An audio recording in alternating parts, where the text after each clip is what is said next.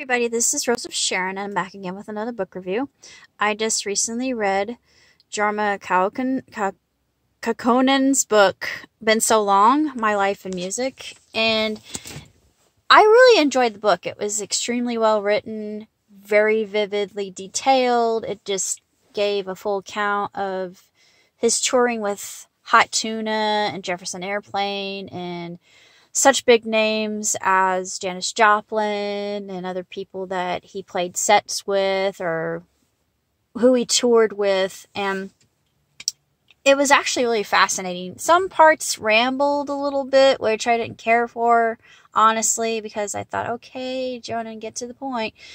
But I don't mean to be mean, but I just kind of thought, yeah, I understand, but is this pertinent to the real meat of the tale, or are we just rambling? But I don't mean to say that, but there were times where I kind of got a little bit bored with the narrative. But beyond that, I thought it was a really sensationally told story just about his whole career, the things he had witnessed, how he grew up in an immigrant family, the fact that his last name was either, I can't remember if it was Finnish or Swedish, I can't recall.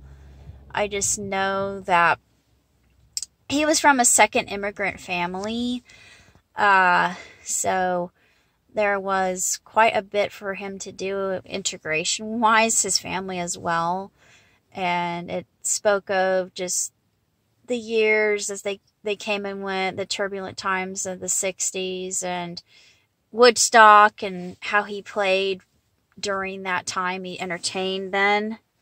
And, of course, it has lyrics at the very end, which I really enjoyed. And he actually had some words of wisdom here. He liked Alexander Pope, which I thought was extremely telling.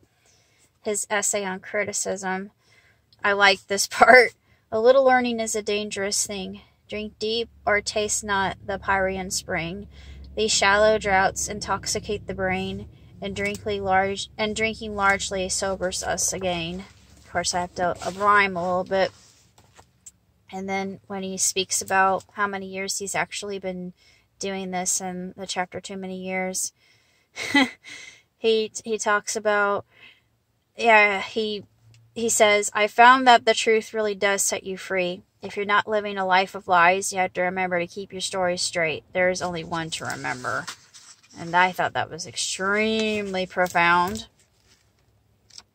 He just talks about how his dad influenced him and how his mother hung on despite the fact that she was nothing without their father in the family, the patriarch.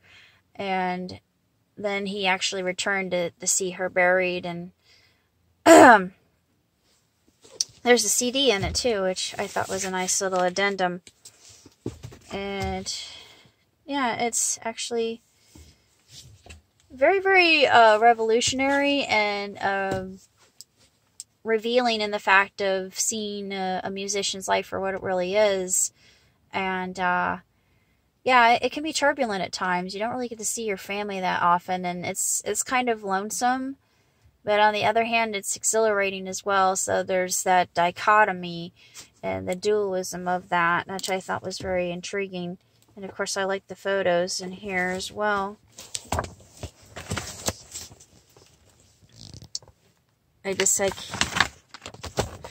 I'm intrigued and fascinated by everything that he saw.